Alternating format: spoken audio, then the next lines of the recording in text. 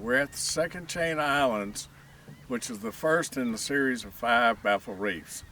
It is the first baffle that accepts the full force of water motion, wind-driven or otherwise, coming from San Antonio Bay, which is directly to our east.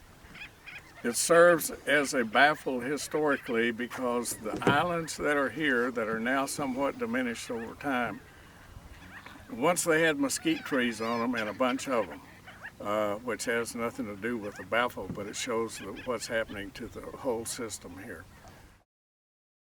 Second chain of islands is a little more difficult to track because it's so fragmented by the passage of time, years of harvest, and the forces of nature.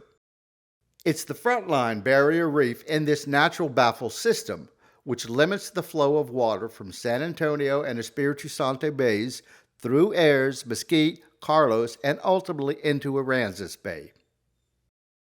This once wonderful baffle was a contiguous structure that attenuated the wave action and currents, settling it down before it got to Ayers and Mesquite and across the other baffle reefs.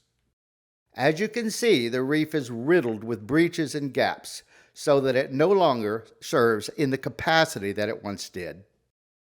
This highlights the fact that we cannot do anything about the forces of nature, but we can do something about the destructive forces of man, which greatly influences the health of this sensitive ecosystem.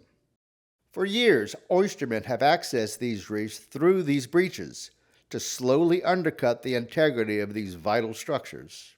We must act now to stop this activity, and the best way to do this is to declare these baffles off limits to the commercial harvest.